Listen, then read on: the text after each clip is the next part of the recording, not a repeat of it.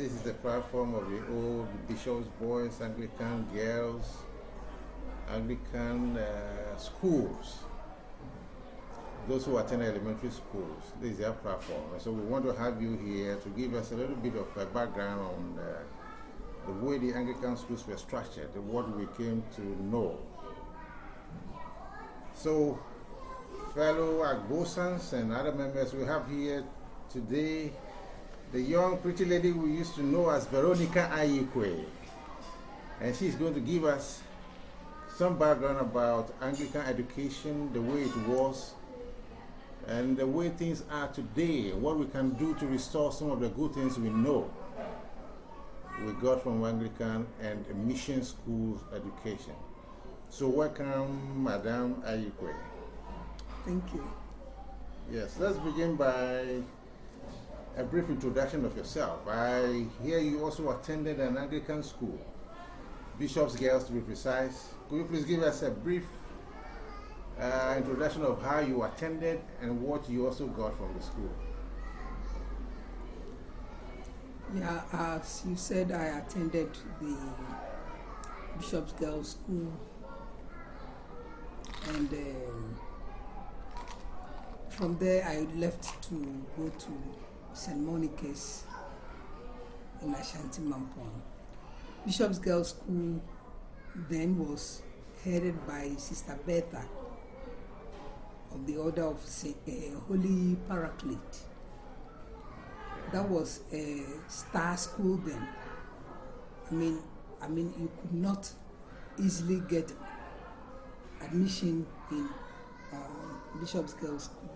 It used to be an experimental school where government policies were tried and monitored. And we had all the facilities that star schools have today to make them star schools. We had them at Bishop's Girls School then. And we used to boast of our results, common entrance results, middle school leaving certificate entrance results, and every examination. It was very competitive then. The people who went through had very good training, moral education, literal education, and what people I hear now is called whole education. They had it there, morally, everything. That's it. That's it. But that was set up by the church. That was set by the church. Is it related to maybe we have come a long way, because we know in modern times it was the churches that set up educational institutions. The first thing was to make people capable of reading the Bible so they can also teach the Bible. And then it went on, they added all other educational aspects to it. Now let's come to the schools that the missions have established. We know the Anglicans, the Presbyterians, Methodists, Roman Catholics, yes. They all established schools to train children. Now, there were differences as we came to see and know in the 1970s. So what were some of the differences between the mission schools and then the local authority schools, which were established by the government then, without church control? Because the major difference now would be the schools controlled by the church and those that were controlled by government. Setting up education is a form of business, and the churches truly set up their schools to help train their people first to work for them as translators and helpers in the church. That is, they set up the schools having certain ambitions, and their vision was clean and clear to help. So as much as possible, they could get priests from them, they could get teachers from them, they could get people to fill their congregations. That was a basic aim of setting up church schools, to expand their evangelistic ministry. But at the same time, education is expensive. The churches alone could not run education, especially if it has to be open to all. So they sought the help of the government, and as soon as the government came in, they became government-assisted schools. But the government did not entirely take control over the schools. They allowed the missions to run their schools, their school policies, their school, the programs were set up by the government anyway, but they also inculcated their own doctrinal teachings into their, when it came to religious and moral education. So it was a hand-in-hand thing they were doing until I think the government came to take over entirely. When I left training college, for instance, there were unit schools and there were government schools. So one could choose which place you wanted to work with, whether the Roman Catholic Mission Education Unit or the Armed Forces Education Unit, the Metropolitan Education Unit, or the Anglican. You know, people leaned, those of us who were Anglicans, I had been an Anglican all through, I leaned towards the Anglican Education Unit. And so you knew when you were leaving training college that you were going to teach in this unit, and you were prepared because you are a member of the church. You had some love for the church's program, and going to church on Wednesdays or Fridays or whenever day it was that the school organized its church's activities, it was not a problem. In fact, even there were people who were not affiliated to the churches but taught in the schools because they had chosen to teach there and they knew what they were going into. But on the other side, at this time when people are posted unilaterally, people don't choose where they want to teach now. You are just posted unilaterally, where they are posted to places and you call them, it's time to go to church, and they say, as for me, I'm not an Anglican, as for me, I'm not this, and they, refuse coming. That now has brought some challenges to the churches because it's not helping the church achieve its aim of evangelizing the people who come through their schools. And it's a problem. Yeah, thanks a lot. Now, what we know as Christians, and even as Muslims, we know the saying of spare the rod and spoil the child. So obviously we see the attitude of the church when it comes to training children. That's the church's school. they were very particular on discipline. And discipline was very much, let's say, sometimes very high in church education because of the biblical dictum. Now, let's come back to moral education, which is also linked to ethical education. And then let's see what was the emphasis on moral education in the church-founded schools. How did you see it there? Because morality is a basic Christian character that the church sought to inculcate in children and society at large. The early educationists, when the churches, when they started the schools, they were teaching what was called the 3 R's. That is reading, writing, and arithmetic. Okay. Reading, writing, and arithmetic were the basis of it. And in fact, religion was the major teaching. In fact, doctrinal religion, but doctrinal religion. If you went to an Anglican school, you were taught the doctrines of the Anglican Church. You went to a Presbyterian school, you were taught the doctrines of the Presbyterian Church.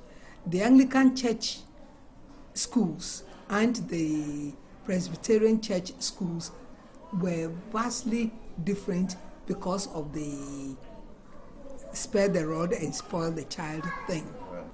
A Presbyterian school boy was lashed right in front of, they had their methods of, in fact, the Anglican church schools had theirs, but a little different from the Presby training. Okay.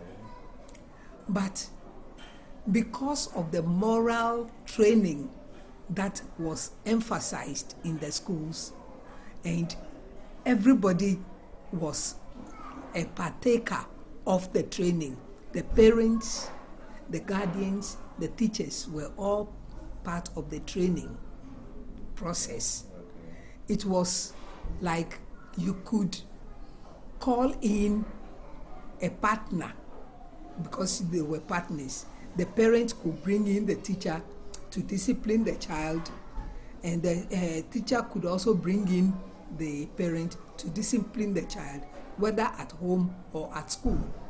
Okay. And so it was like every eye was on the child, and for his or her molding, you aspired great heights to be somebody. Now parents are not involved in the discipline of the children because they themselves will come and thwart every effort that the teachers are trying to give. And the teachers are also cautious of what they do to bring up the child because they know they are at the risk of the parent. Yes, so thanks a lot. Now let's see about how the church organized. You have spoken a little bit about how the church organized moral training and upbringing, and the partnership between parents and teachers at school. Mm-hmm. Now, as you said, the child, or getting the best character formation within the child, was the main objective. The main objective. Now, in psychology, they say the ages between about 4, 5 up to the pre-teens, they are the formative years. That is when the character of a child is developed. So that whatever they see, whatever they learn, whatever they go through becomes the building blocks upon the entire character of the person. Now, here we are. A little check on Christian education was telling us that between the ages of 3, 5, 6 or so, the children are taught spellings, how to identify words and how to spell them correctly. And then after that, they are taught a little bit more about more or less rational, God-centered teaching. That's what some Christian literature told me. So that when they grow up, as they grow up, their character will be God-centered. They will see the world from the standpoint of biblical training. So that bombardments of other philosophies, of other religions, and all kind of weird philosophy like evolution will not go in to come and shake his faith or the way he sees the world. Now, they say by the time of 12, or just around 12 years, the child is taught how to articulate, communicate to society. Now, in all this, you see aspects of moral education in this. There is also spiritual education. How would you say that the time the government came in to take control or management of the church schools away from the churches and its relations to the moral degradation in society, what would you say are the main causes? What was removed from the training which was given to secular society that caused moral problems in church schools? Like I said, education had been a partnership, and the churches asked to be partnered by the government. In fact, the training that whether the church schools or the government schools are giving is all, eventually you are training the child for the country. Yes. So the beneficiary of the education thing is the government. And because of that, the government has always had a philosophy where it's what they want. Every government has come in with a policy, and they want the education geared towards one way or the other. Yes. That is where you see changes coming from one government to another.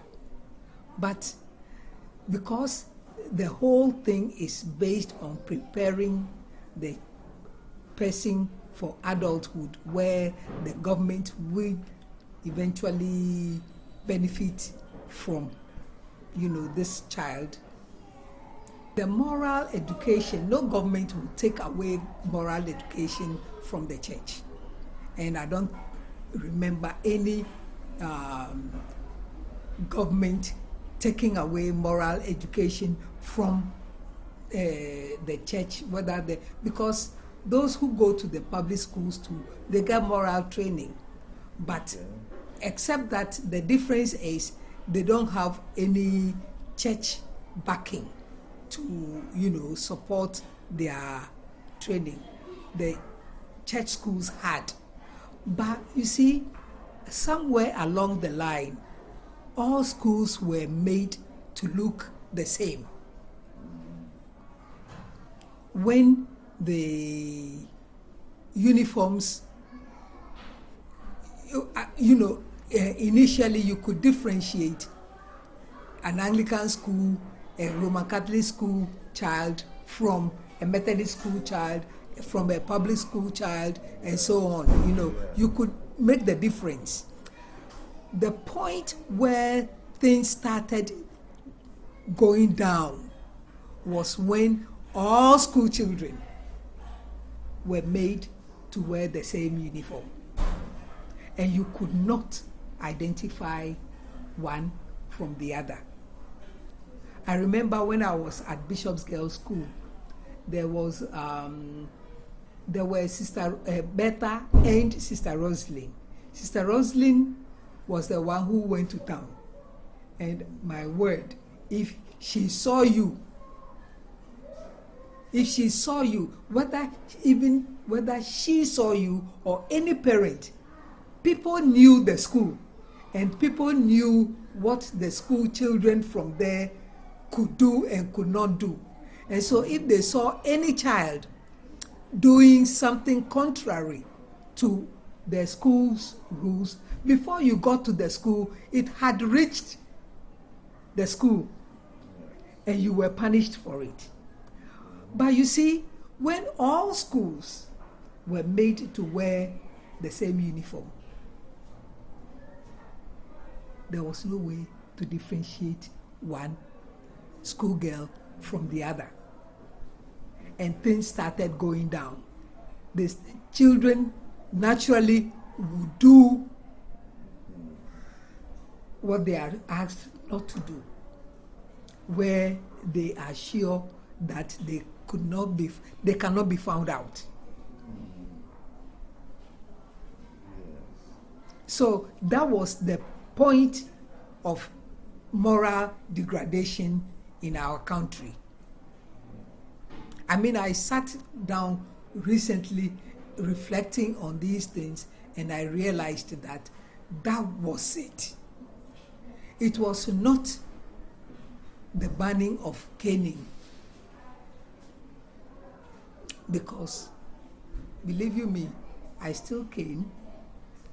But you see, when the canes were said to be taken from the classrooms, they brought in, or they highlighted, there are other ways of punishing children, and they said we should use those other ways rather than the caning.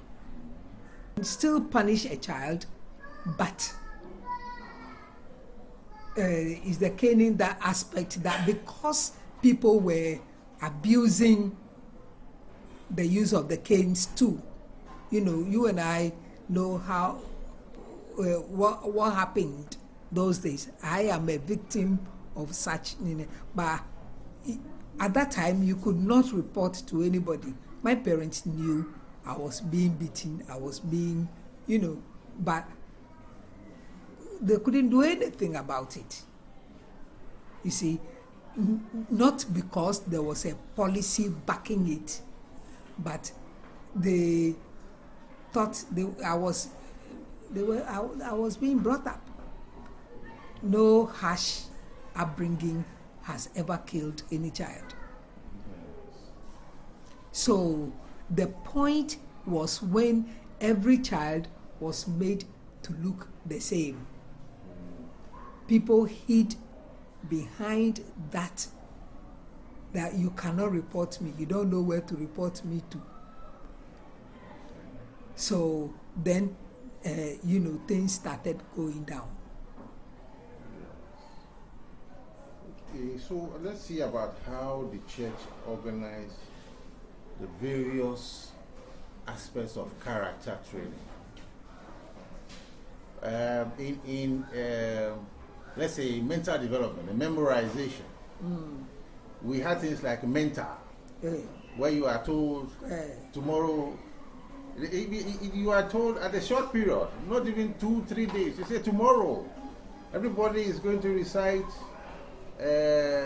what do they call it, multiplication table, 12, from 1 to 12. That is meant to emphasize or exercise the brains. You were supposed to learn it. You were not told, you were not told to prepare for it. You were supposed to learn it. And so the teacher could come in and say your 6 times table. Say your this times table. You could be called on to say, or going around and ask 6 times 7.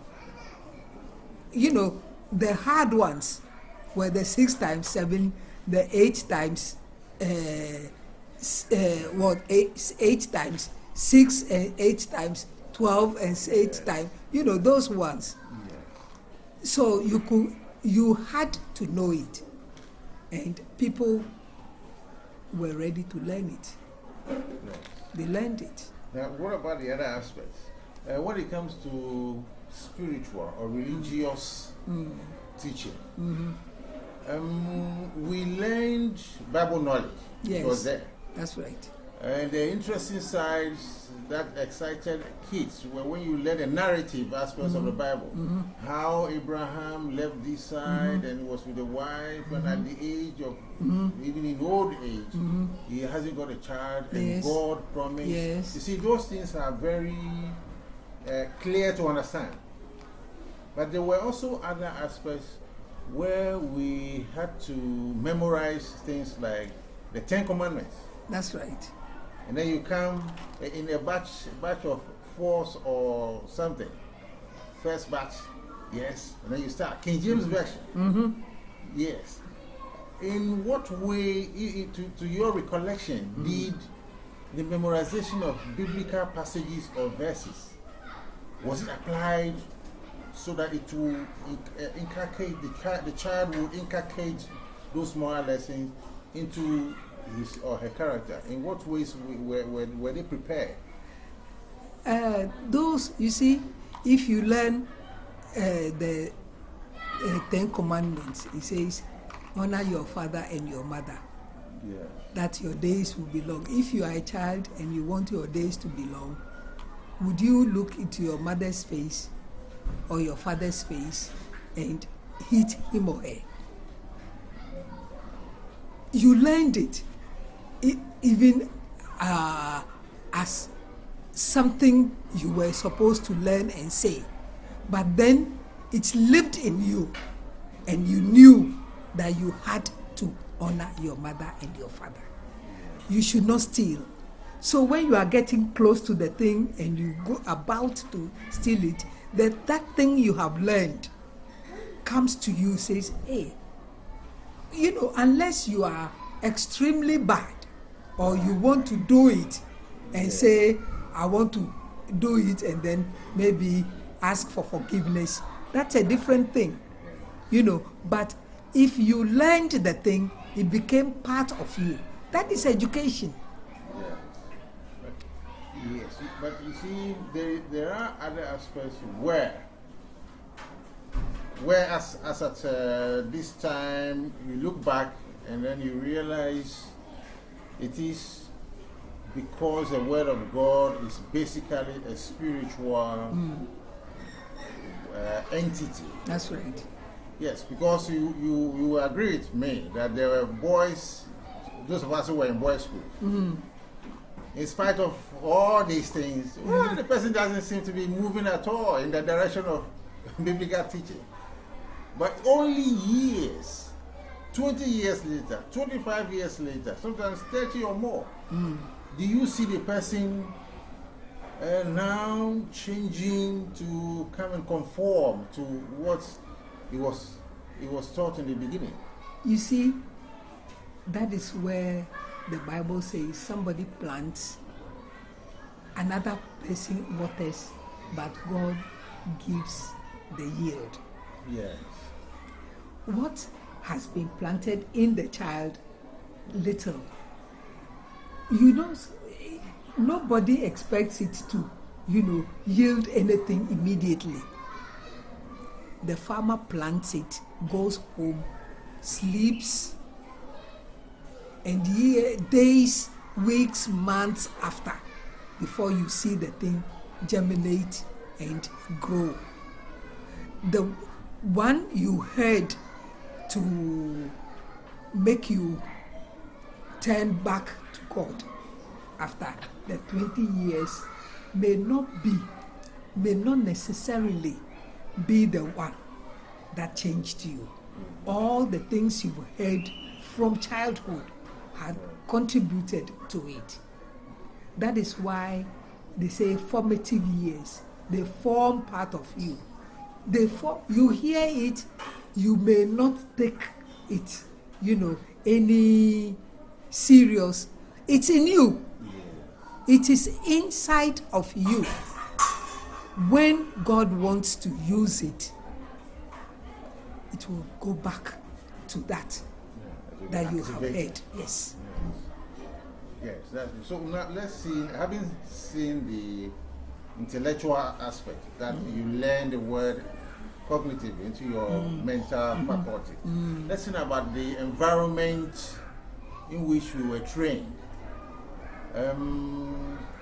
How was it structured so that the church will be sure these children are growing in the right environment, and then something good will come out of them? You see, those days there weren't so many people, and the world was not influenced, or the world, but I meant the country here around us, was not so much influenced by, distant things. At that time, you could see a Christian from a non-Christian. These days, we have allowed the world to influence Christianity. The world has so much influenced Christianity that what is being taught, the impact is not being felt. So that would mean the cultural changes. The cultural, say global world, everything. Look, you will be surprised the things that children know today. Yes. The things that you don't want to see, the children are seeing. The things that you have no idea that your own child will have a knowledge of, I tell you, the child has a knowledge of it. If the person does not speak about it, it does not. I mean, the world has so much influence. Yes. So now let's see about it. We have spoken a lot about this in our meetings, and one thing I would like to maybe let us have a look at it: the influence of present-day prevalent culture. Now, in those days, in the 1970s, even television was scarce. Yes. It's not everybody that had television. And there were programs that children knew, some brief movies and all that. Even though there were cinema houses, you could go there only at times. And those of us who were in Accra Central, like Bishop's Boys, people were struggling, fighting to go to Opera Square to go and watch 12 p.m. midday movies, even though it's against the law. You are not supposed to leave I can't remember anybody who went anyway. They were dodging, jumping, dodging, and then just sneaking out. People were doing it. But you see, that is what you have emphasized. The kid will naturally want to see things, and things are made to look exciting to the kid. And for a kid who is not able to determine the right from the wrong, anything that's made exciting to him, he will naturally go towards that. But you see, now the influence is gone beyond TV, it's gone beyond movie cinema halls. Now you have, in those days, an adult who sells pornographic materials, like printed books, will never give it to a kid. And if any cinema hall happens to be showing any adult movie, even a kid is not even allowed to come close to the gates of the hall. The films were marked A, X. They were rated. Yes, and they were not X-rated. And a kid will not be allowed even to approach the gate because adults were more responsible than they are today. Now, the worst culprit in the whole of this is the internet. On the internet, everybody has access to the internet. Now, children have got mobile phones, they have smartphones, they can access a whole lot of things on their smartphone without control. And curiosity, they say, kill the cat. Children will naturally be curious about things they don't know. And the lack of judgment, because their mind is still growing, cause them to be influenced by what they see. Now, if you have had a look or thought about all these challenges, how can you say we can help protect the child, the growing child that is going through formative years in this situation now with all these influences? In fact, some parents have come to me and have told me what they do to their children, and I think I'll cite one which I think is very good. The child, the mother takes the children to church. They are taught the word of God, and they are told what are good and what are bad, and what would happen to people who do bad things.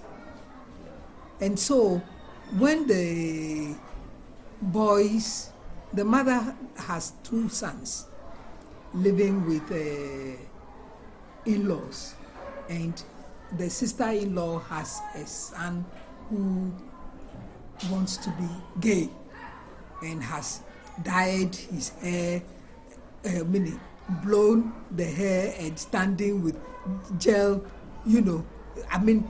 living a strange life. And the mother does not want any of the children to copy that kind of life.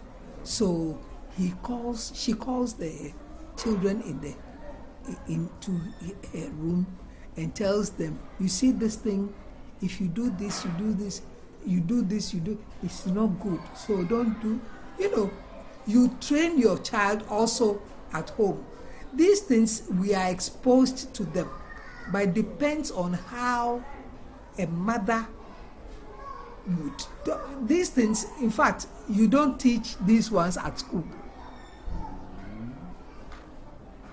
because you are not the child. This gay child is also in the school, and the government, it's not taught at school, because you don't want to offend anybody. We talk of children's rights and human rights. Is the person's right to be who he or she wants to be. We don't want to promote it. But then, if at that age, the child is, exposed to it, there is a way to talk to the child, so he or she will be able to decide on what he wants to be or she wants to become. And what about I'm being cautious. What about the prevalence or the influence of the materials? That's literature. Now you got video materials, you got printed materials.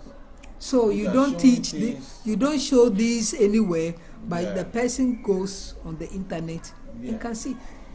Recently they said allow the children to go on the internet, but guide them. Yes. Which sites? But no child will go to any porno site when there is an adult there. If the child knows how to open to, YouTube and those things, they will eventually learn how to open those places also, when there is no adult around. Yes. The little knowledge I have, there are restrictions and controls within the computer itself, that's within the software itself, so that if an adult cares to know, you know how to set those restrictions, that the computer will not open those pages at all. The adult computers, if you have computers in the house where your children have access to, you close those pages if you yourself go there. Yes, and then put in the restrictions within the browsers and all that. I think you can lock those pages. Yes. The argument is, you see, the internet itself is like a vast library. This. So that you go there if you know what you want. Like see for academic, educational or something, you will get a lot of them there. That's Even right. information, entertainment. Yes. But now the freedom to access, and those who are also dealing in the negative material also use pop-ups. They're also forcing their way pop-ups to draw people That's right. to their sites. So the control, or the responsibility now will be maybe, I don't know, these days every basic school or up to SS have got computer labs. When the teachers are But supposed those, to inform they are restricted. that they are supposed to teach and even teach maybe in PTA meetings. You teach them how to guide children with using computer. The computers at school are restricted. They don't open all pages. Yeah. You cannot. Even though you can browse, you can't browse certain pages on the school computer. But that obviously is because it's in a school. Yeah, but I'm talking about now that the teachers, maybe you have to add that to the teacher responsibility. Formerly, you have mentioned parent-teacher relationship. That's right. Partnership in training the kid. You see, now today, there are many parents who are not computer literate. That's right. But fortunately, the teachers at least are informed about the problems, are informed about how the computer is a vast resource. So maybe would you consider having programs, talk sessions with the parents when you come to Parent-Teacher Association to teach them the way to go about this protection of the child on the internet? Most don't even have the computers, my dear. Yes, but some do. At least they also take some action. So, and if they have computers, you see, it takes the Wi-Fi to browse. They may have the computers to do, a few things, but to go on the internet at home and those things, we're not there yet. Well, let's thank God about that. Now before we end this session, let's talk briefly about the teacher responsibility here. You see, as a kid, you look up to adults as role models. And the kids spend several hours a day at school with the teacher.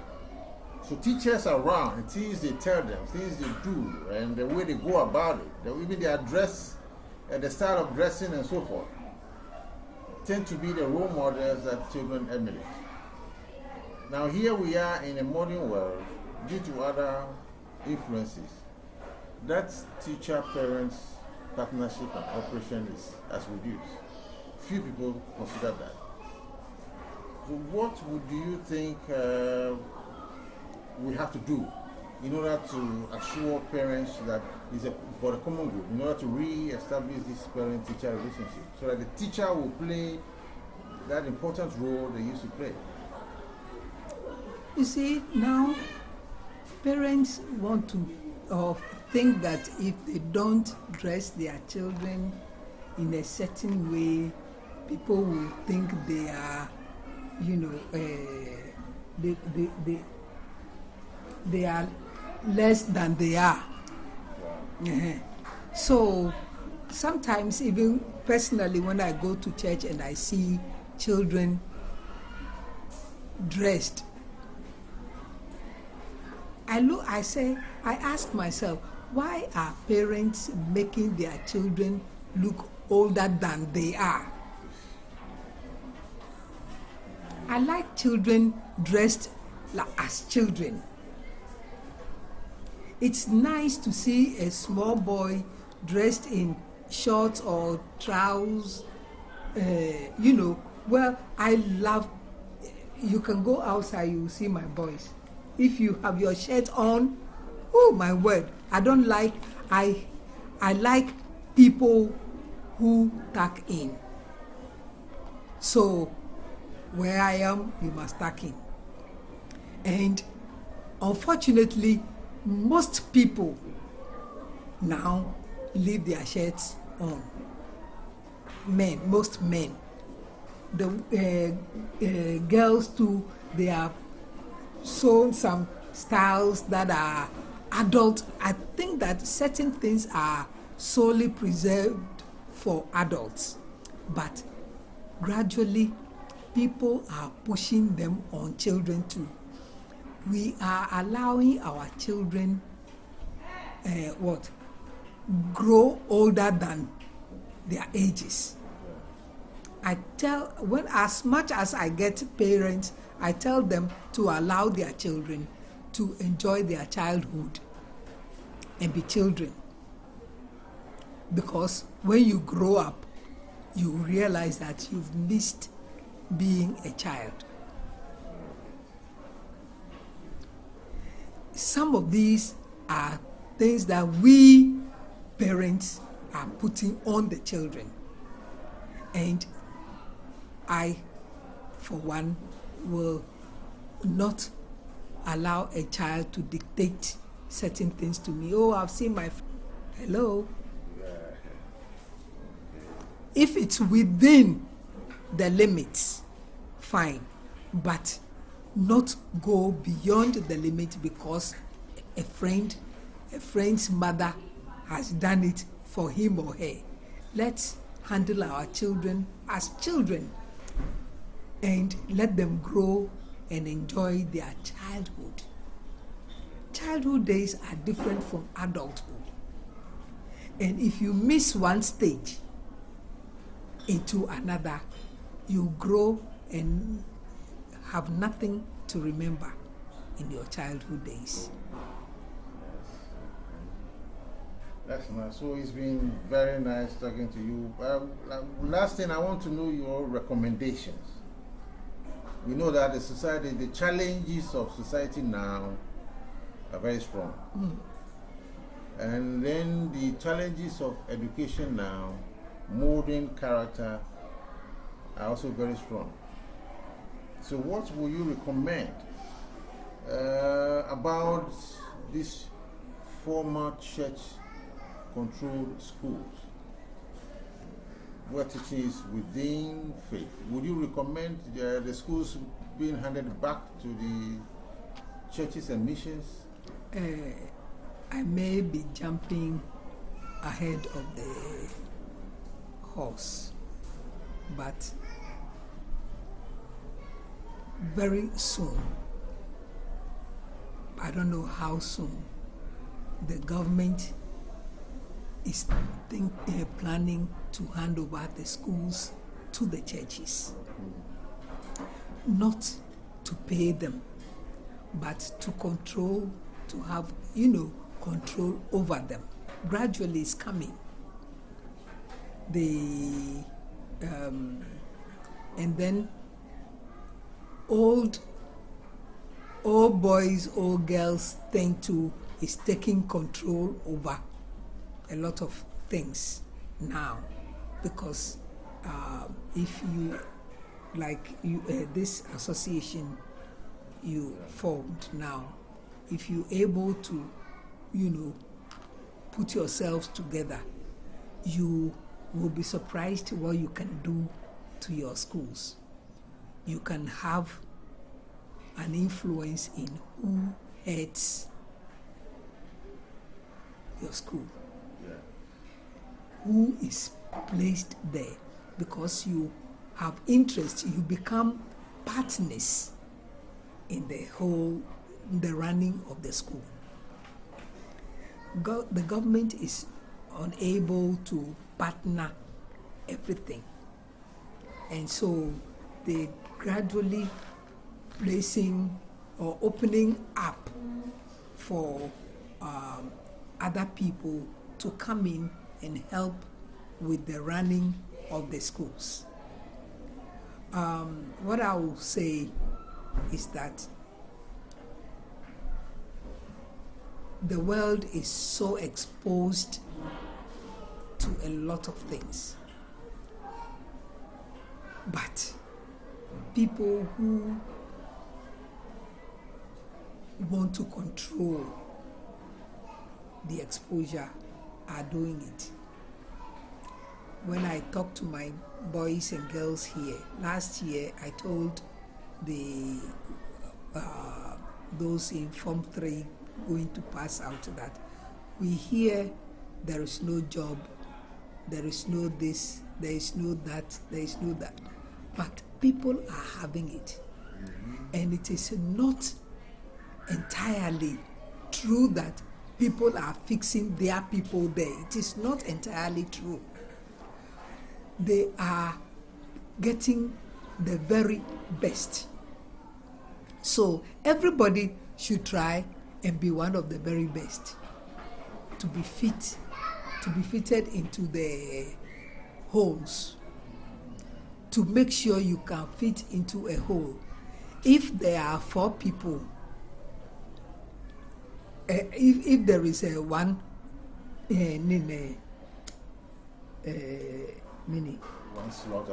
one slot available to fill a hole, and there are 12 people there, nobody can tell me that it's only the ones that know somebody, that even if the person is not good, because there may be 6 people who know people, but it's the very best, the best of the 12 who would be taken. So strive hard and be the best, and you get what you want. It is all determination, and it's all effort, a lot of effort you have to put into it, and you make it. So thanks a lot, Madam Veronica Aryeequaye, for giving us this input. We appreciate your time, and we hope to continue on another topic very soon. Okay. You're always welcome. Yeah, thank you. It's been nice talking to everybody.